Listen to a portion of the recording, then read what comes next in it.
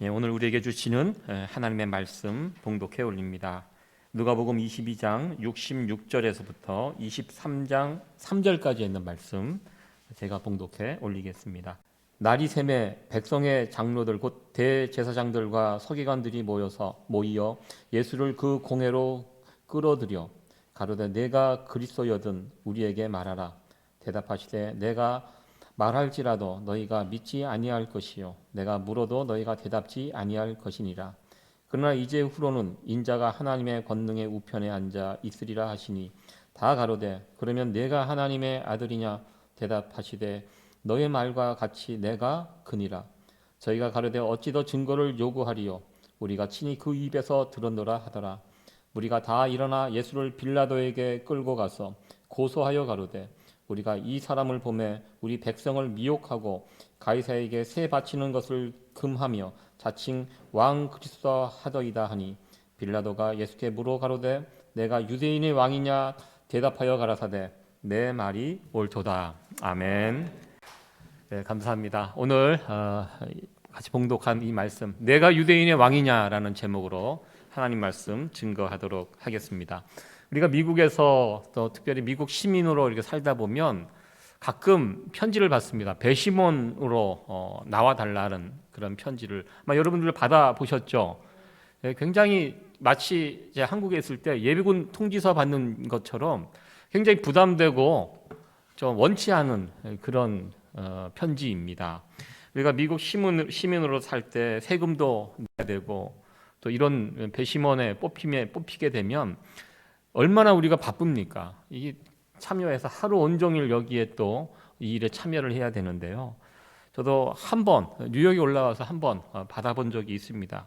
중간에 계속 제가 답장을 보냈어요. 나는 못한다. 너희들과 같이 영어가 제1 랭귀지가 아니기 때문에 어렵다. 그러니까 답장이 오더라고요. 그래도 나와라. 네, 그래도 나와라. 여기 나와서 이야기를 해래. 그래서 그 이야기를 듣고 하루 참석을 해봤습니다. 그러면서 미국의 사법 시스템이 어떻게 돌아가는지를 유심히 그 안에서 지켜본 적이 있습니다. 그 법원에 가보니까요, 큰 홀에 사람들이 가득 배심원으로 뽑힌 사람들이 생각보다 많이 왔습니다. 야, 이 바쁜 사람들, 이 바쁜 와중에 여기 와서 이렇게 앉아 있는 저는 늘 이게 불만이 있는 사람이거든요. 불만 가득한 모습으로 도대체 이게 불러놓고 뭘 하는 건가 하고 유심히 제가 살펴봤습니다. 시간이 하루 종일 걸렸습니다.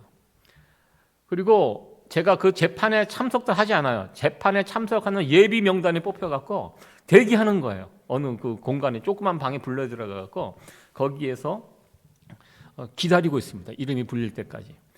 한참 걸렸습니다. 한참 걸리고 결국 한 2시? 아침에 가서 한 2시 정도에 내보내 주더라고요.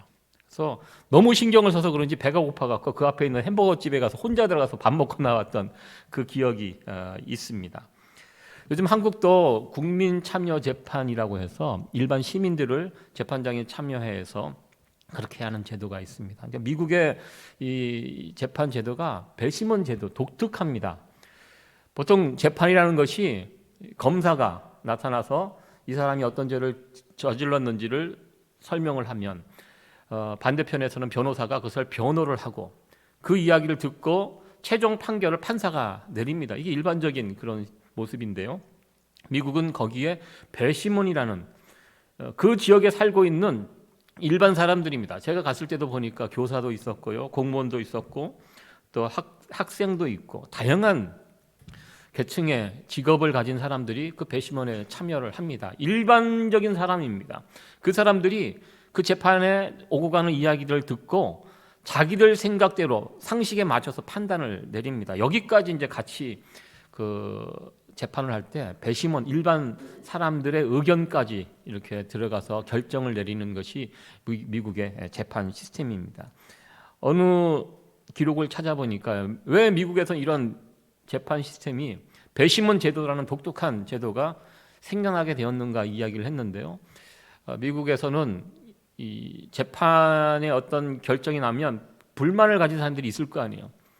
그러면 화가 나서 미국은 총기가 자유로운 나라입니다. 그러니까 그런 판결 내린 판사를 총으로 이렇게 쏴서 죽일까봐 이 겁이 나니까 이 판결은 배심원들이 내리고 판사는 형량만 내리도록 이렇게 이제 이게 살기 위해서 판사들을 살리기 위해서 이렇게 이제 배심원 제도가 초창기에 시작이 됐다라고 누군가 이야기를 합니다. 들어보니까 일리가 있는 그런 이야기 같았습니다. 이렇게 이제 배심원 제도를 하는 이유는 보다 재판을 공정하게 의롭게 하기 위해서 배심원 제도를 이렇게 실시하고 있는 것 같습니다. 이 재판이라는 것이 그렇습니다. 아마 여러분들 우리 가운데 재판을 받아보신 분, 저도 조그만 경범죄 하나, 뭐 이 과속 스티커 하나 이렇게 받고 뭐 이렇게 쓰시는 분들, 저는 그 뉴욕에 올라와 갖고 그 차 앞에 헤드라이트가 나갔다고 이것도 체크를 해갖고 그 판사 앞에 가도록 하더라고요. 아무 벌칙금도 없고 벌점도 없는데 판사 앞에 가서 이것을 해결하도록 뉴욕이 그렇게 돼 있더라고요. 그래서 그거 한번 체크 당해갖고 판사 앞에 서는데 아무런 뭐 괜히 마음이 두근두근거리고 이 사람이 또 엉뚱한 소리 하는 건 아닌가, 괜히 겁이 나요. 그래 조그만 걸 하나 해도 앞에 가서 쓰면 괜히 겁이 나는데요. 이 재판이라는 것이 그렇습니다. 재판 한번 잘못 받으면 한 사람의 인생이 망쳐져요. 그런 분들이 있습니다. 실제로 한국 사회를 보면 잘못된 어떤 사법 살인이라고 해갖고 잘못된 판결을 내려서 사람의 인생이 완전히, 미국도 가끔 뭐 20년 30년 감옥에서 살다 나왔는데 진범이 잡혀갖고 그거에 대한 배상을 또 뭐 엄청나게 해주고, 그것이 보상이 되겠습니까? 그래서 최대한 99명의 범인은 놓치더라도 한 명의 의로운 사람은 놓치지 않을 수 있도록, 그러니까 최대한 재판을 공정하고 의롭게 하기 위해서 이런저런 시스템을 갖추는 것 같습니다. 재판에서 제일 중요한 것이 무엇입니까? 죄 있는 사람들은 죄를 주고 죄가 없는 사람들은 그것을 밝혀서 풀어주는 것, 이것이 재판의 목적입니다. 제가 말씀을 시작하면서 재판 이야기를 많이 했는데요. 오늘 예수님의 재판 이야기를 하기 위해서 이렇게 서론의 이야기를 말씀드렸습니다. 예수님께서 재판을 여러 번 받으셨습니다. 짧은 시간에, 하루도 안 되는 짧은 시간에 모두 6번에 걸친 재판을 받으셨고 이리저리 끌려다니시면서 재판을 받으셨습니다. 우리 예수님께서 받으신 재판은 공정한 재판이 아니었습니다. 보시면 아시겠지만 재판의 형식을 빌려서 예수님을 신문하고 판결을 내리지만 그 어디에도 그 안에는 의로움이 없었고 공정함이 없었습니다. 이 세상에서 가장 불공정하고 그리고 불의한 재판이 예수님께서 받으신 재판이었습니다. 굉장히 졸속으로 진행이 되었습니다.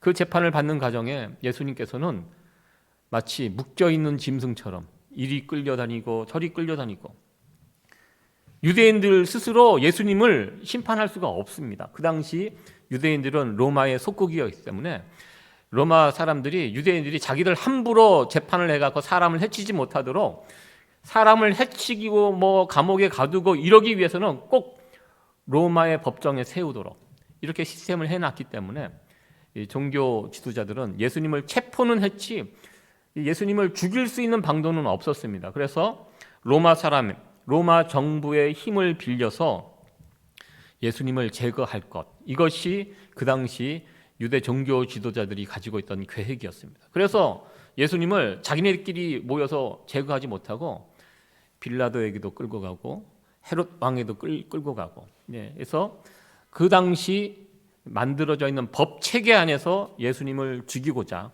이렇게 하였습니다.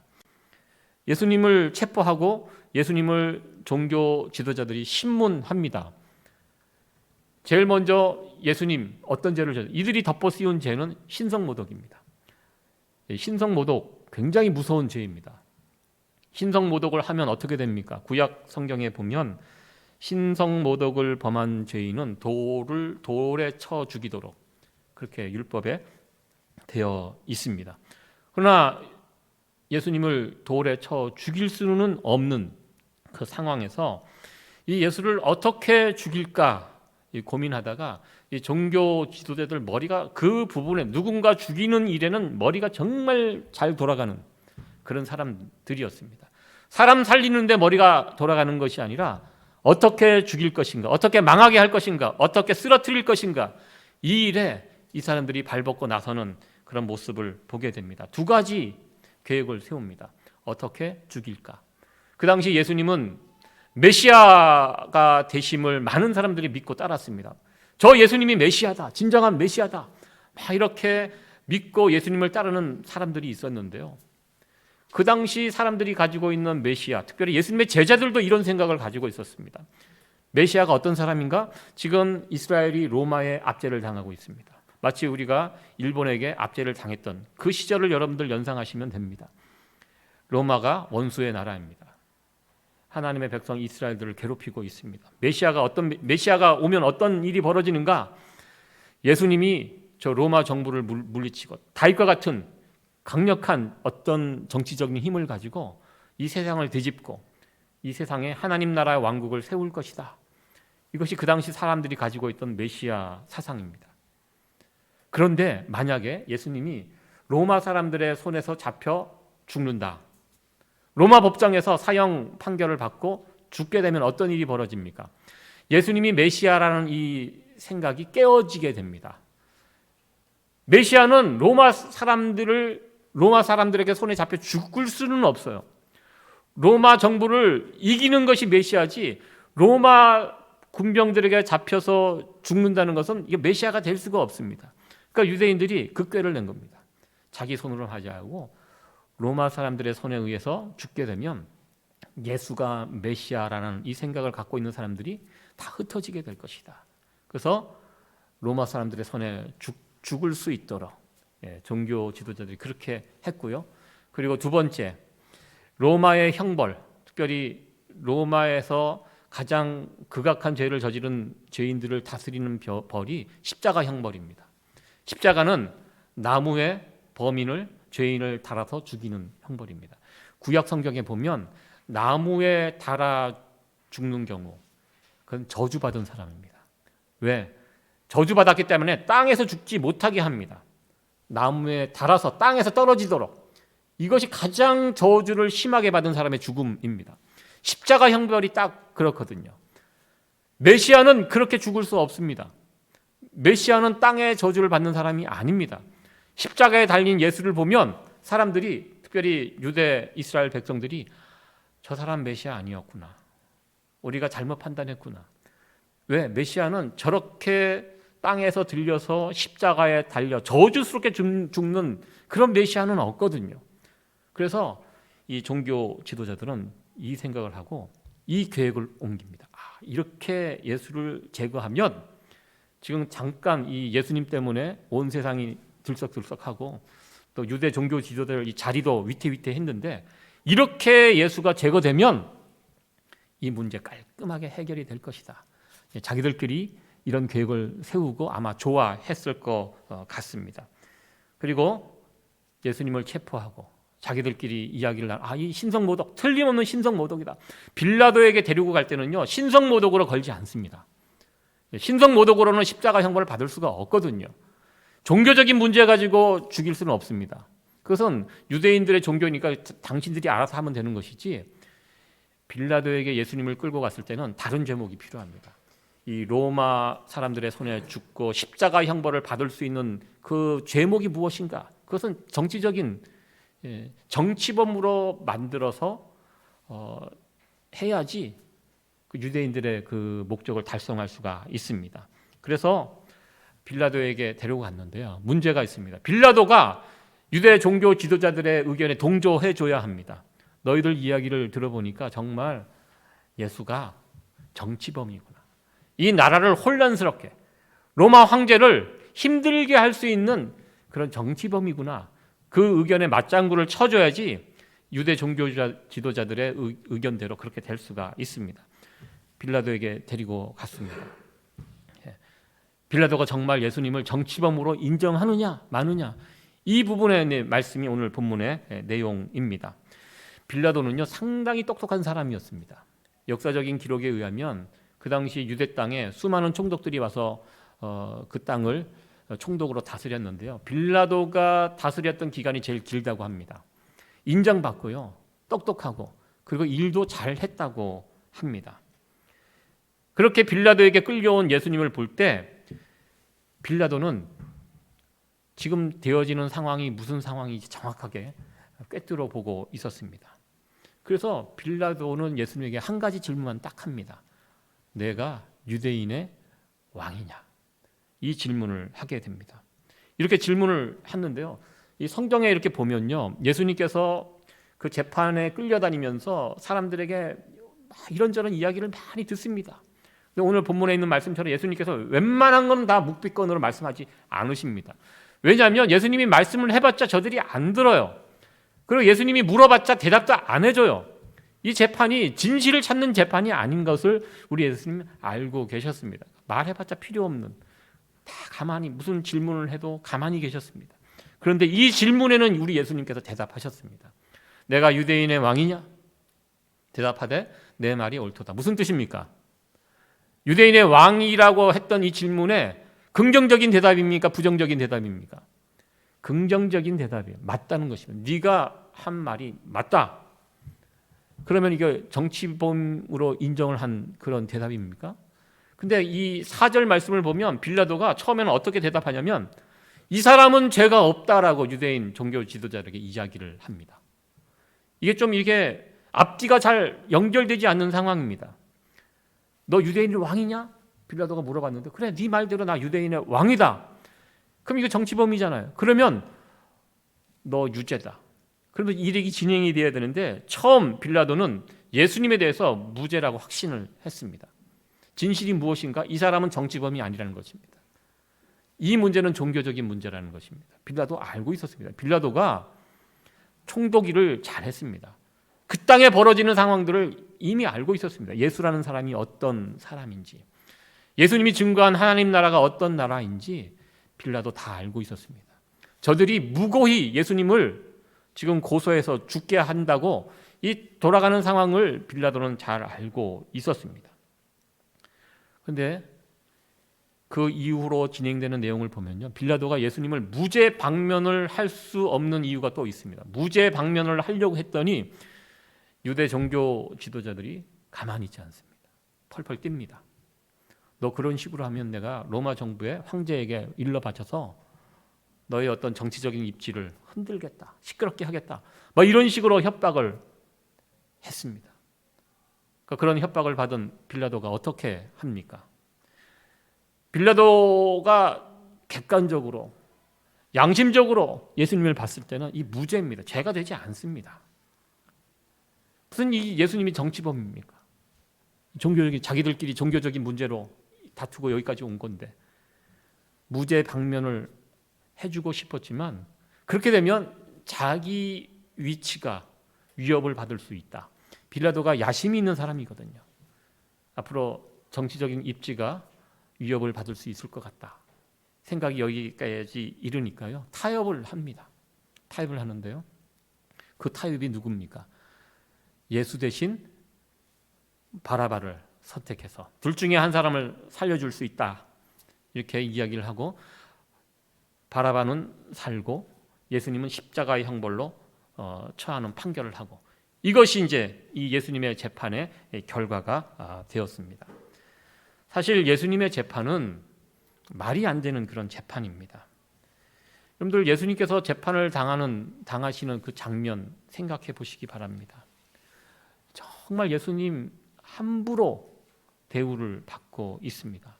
마치 도마 위에 올려져 있는 생선처럼 난도질을 당하고 있습니다. 누가복음에서도 예수님이 당한 수모의 모습들이 나오지만 다른 복음서를 보면요, 예수님 그 재판 과정 가운데 막 비인격적인 대우, 침을 뱉고 막 와서 때리고, 감히 예수님을 어떻게 때릴 수가 있습니까? 함부로 말하고 막 때렸어요. 때리니까 예수님이 맞다가 하도 기가 막혀갖고 어느 성경에 보니까 그런 고개를 들고 너 왜 때리냐고, 도대체 때리는 이유가 뭐냐고 이렇게 말씀을 하실 정도로 아무 이유 없이 와서 예수님께 와서 그동안은 예수님 손도 못 대던 자들이 이제 묶여있는 예수님께 와서 함부로 침을 뱉고 막대하고 짓밟고 그런 못난 모습들을 보게 됩니다. 전체적인 이 재판의 그림을 한번 보시기 바랍니다. 굉장히 잔인한 그런 상황입니다. 우리 예수님께서 이런 취급을 받다니, 예수님의 가치를 모르는 자들이 함부로 예수님을 대우하는 그런 모습을 이 재판의 모습을 통해서 우리는 보게 됩니다. 예전에, 지금은 이제 남한과 북한이 이제 사이가 별로 좋지 않은데요. 한참 사이가 좋을 때, 사이가 좋아지면 어떤 일이 벌어집니까? 문화적인 교류부터 먼저 시작을 합니다. 남한의 유명한 연예인들이 북한에 가서 공연을 하고, 북한의 공연팀들이 남한에 와서 공연을 하고, 또 운동 경기, 축구 경기 같은 경기가 서울에서 평양에서 번갈아 가면서 분위기가 좋을 땐 그런 일들이 벌어지는데요. 2018년도인가요? 남측에 있는 유명한 연예인들, 아이돌 그룹 해서 북한에 올라가서 공연을 한 적이 있습니다. 그거 이제 공연을 한 그 실황을 녹화한 그런 필름을 본 적이 있습니다. 재밌습니다. 한국에서는 정말 유명한 사람들입니다. 쉽게 만날 수 없는 유명한 연예인들, 그때 당시 탑을 달리는, 그때 제가 재밌게 봤던 그 장면이 어떤 장면이냐면, 저도 아이돌 그룹 잘 모릅니다.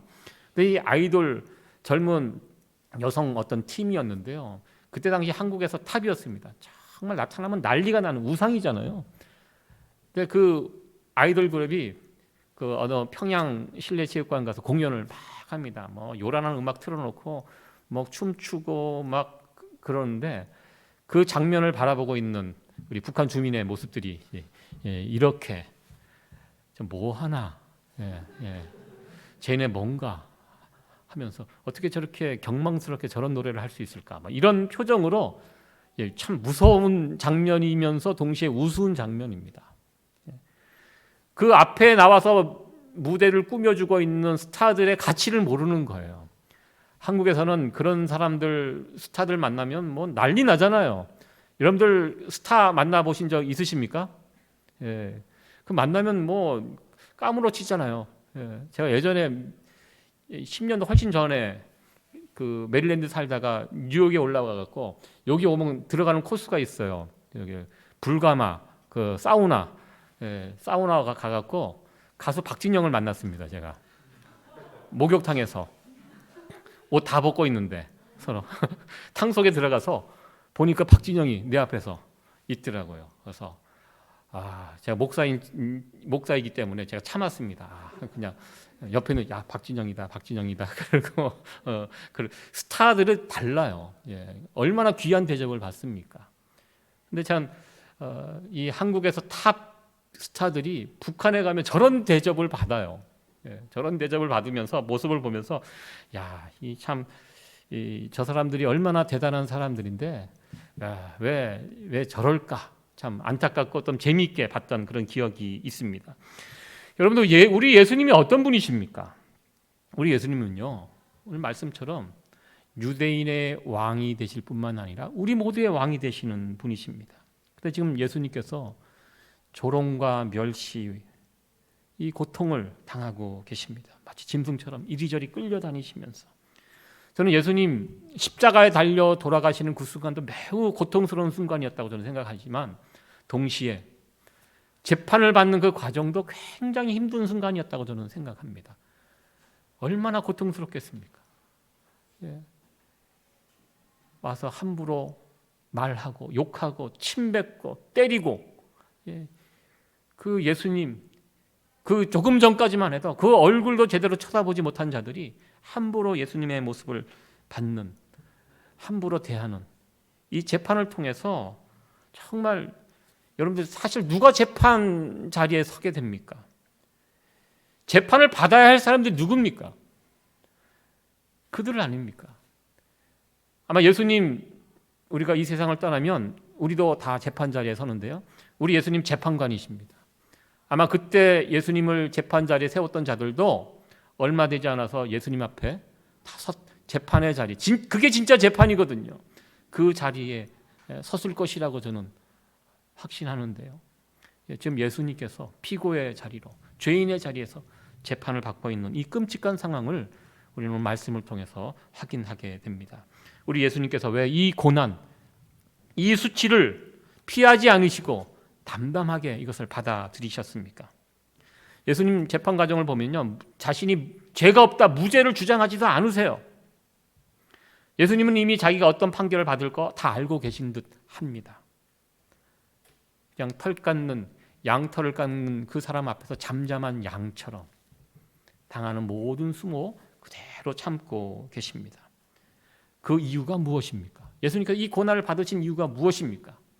그 이유, 오늘 빌라도의 입을 통해서 증거한 말씀처럼 예수님은 우리의 왕이 되시기 위해서 지금 이 고난을 묵묵히 참고 계신다는 것입니다. 이 고난, 십자가를 지셔야지만 우리의 왕이 될 수 있기 때문에 예수님은 이 형벌을, 이 수치의 과정을 참고 계시는 것입니다. 예수님께서 이 수치의 과정을 참고 십자가를 지시고 우리의 왕이 되시면 어떤 일이 벌어집니까? 우리의 왕이 되시면 우리의 왕이 되어서 우리를 힘으로 누르고 괴롭히고 빼앗고 착취하고 이런 왕이 아닙니다. 우리의 왕이 되셔서 우리에게 참된 기쁨과 생명과 평안을 주시기 위해서, 우리의 진정한 왕이 되시기 위해서 이 과정을 참고 계시다는 것입니다. 예수님은 살리시는 분이십니다. 왕이 되셔서 살리시는 분이십니다. 이 재판의 결과가 무엇입니까? 이 재판, 이 말도 안 되는 재판의 결론이 어떻게 났습니까? 예수님은 십자가 형벌, 그리고 누가 살아납니까? 예수님 대신 한 사람의 이름이 언급이 되죠. 바라바. 바라바. 이 바라바, 강도, 이 십자가에 달려 죽을 죄인 바라바가 예수님 대신 다시 살아나. 이게 재판의 결과입니다. 우리는 이 재판의 결과를 통해서 예수님이 어떤 분인지를 다시 한번 보게 됩니다. 예수님 끝까지 살리시는 분입니다. 이 말도 안 되는 재판의 과정을 통해서 한 사람이 살아나게 됩니다. 이 바라바라는 사람. 성경에 보면 바라바가 그 이후에 어떻게 되었는지 성경에 나와 있지 않습니다. 그러나 제가 예전에 봤던 이 기독교 영화 가운데 이 상황을 상상해서 만든 영화가 있습니다. 바라바가 예수님께서 십자가에 달려 돌아가시는 그 장면을 멀찍이 바라봅니다. 저는 그 영화가 지금도 그 장면이 생각이 납니다. 바라바가 그 장면을 신나서 바라보지 않습니다. 놀라움 가득하면서 예수님, 십자가에 달려 돌아가시는 예수님, 왜냐하면 그 자리가 누구 자리입니까? 원래 바라바가 달려 죽어야 될 그 자리가 그 자리 아닙니까? 바라바뿐만 아니라 저와 여러분들이 달려 죽어야 될 자리가 그 자리입니다. 그런데 그 자리에 지금 예수님이 달려 있다는 것입니다. 그것 때문에 누가 살아났습니까? 가깝게는 바라바가 살아났고요. 그러니까 그 장면을 이 성경적인 상상을 통해서 그 영화에 담았는데요. 제가 참 그것을 보고 참 은혜가 되었습니다. 아, 그렇구나. 저 자리는 바라바의 자리고 저 자리는 또한 저와 여러분들의 자리입니다. 예수님 재판을 받으신 이유, 우리의 왕이 되시기 위해서 재판을 받으셨고요. 우리를 살리시기 위해서, 영원한 생명을 주시기 위해서 그 자리에 서셨다는 것입니다. 예수님께서 달려 돌아가실 때 머리에 그 십자가 위에다가 죄명을 적는다. 이 사람이 누구인지, 어떤 죄로 이 끔찍한 형벌을 받게 되었는지 그 죄명, 그래서 팻말로 만들어서 붙였다고 합니다. 누가복음에는 그의 위에 있는 유대인의 왕이라 쓴 패가 있더라 이렇게 되어 있는데요. 다른 복음서에 보면 나사렛 예수 유대인의 왕이라고 이렇게 쓰여 있었습니다. 그리고 이 말을 세 개 언어로, 히브리어, 헬라어, 로마어, 이 세 개 언어로, 그 당시 세상의 언어가 그게 다입니다. 그 언어로 모든 사람들이 읽을 수 있도록 팻말을 만들어서 붙여놨는데요. 팻말을 만들어서 붙인 이유가 무엇입니까? 조롱하기 위해서입니다. 야, 잘 봐라. 유대인이라고 왕이라고 떠들고 다녔던 사람이 그 결과가 어떻게 되었는지 잘 봐라. 비난하고 조롱하고 이것을 보면서 사람들에게 참, 결국 이렇게 되었구나. 조롱거리 삼아 그 팻말을 만들었는데요. 예수님을 믿는 우리들에게는 이 팻말이 결코 조롱의 의미가 아니라는 것입니다. 이 팻말을 볼 때마다 우리는 고백할 수 있어야 합니다. 예수님, 우리의 왕 되십니다. 예수님께서 우리에게 우리의 왕이 되시기 위하여 이 십자가를 지셨습니다. 그래서 예수님, 이제 우리의 왕이 되셔서 우리에게 영원한 생명, 평안, 기쁨, 행복의 길을 걸어가게 하셨습니다. 세상 사람들에게는 이것이 참 조롱의 이야기 같지만 이것이 우리에게는 엄청난 신앙의 고백을 올려드릴 수 있는 선언이라는 사실을 오늘 이 본문의 말씀을 통해서 우리는 다시 한번 깨닫게 됩니다. 뒤집어집니다. 이 역설, 십자가의 역설이고요. 이게 십자가를 통해서 증거된 하나님의 전 지혜라고 저는 믿습니다. 나사렛 예수, 유대인의 왕. 여러분들 이 표현 어떻게 받아들이고 계십니까? 우리가 오늘도 예배를 시작하면서 찬양을 부렸습니다. 예수 우리 왕이여.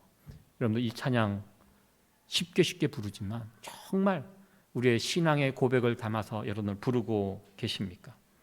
진심으로 예수님이 우리의 왕 되심을 받아들이고 계십니까? 우리의 인생은요, 우리가 어떤 임금을 받아들이냐에 따라서 우리 인생이 달라집니다. 가장 중요한 거, 나에게 지금 왕 노릇하는 것이 무엇인가? 돈입니까?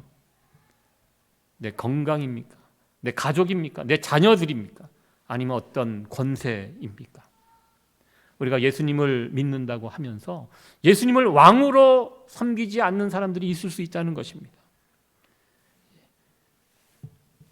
예수님을 믿는다는 것은요, 우리 왕이 바뀌는 것입니다.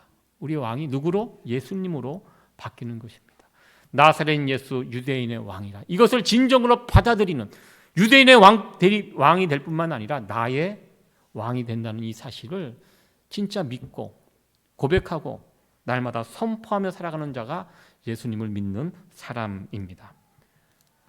예수님, 오늘 이 말씀을 들으면서 나는 진짜 예수님을 왕으로 섬기고 있는가? 우리의 모습들을 돌아보는 그런 시간이 되었으면 좋겠습니다. 예수님은 우리의 왕이 되시기 위하여 십자가에 달려 돌아가셨습니다. 그리고 그 예수님을 믿는 우리들은 이제 예수님 우리의 왕 되십니다. 날마다 우리의 왕 되신 그 예수님을 섬기고 그리고 그 왕 되신 예수님으로 오는 참된 생명, 기쁨, 은혜 날마다 누리면서 살아갈 수 있는 저와 여러분들 되어지기를 간절히 축원합니다.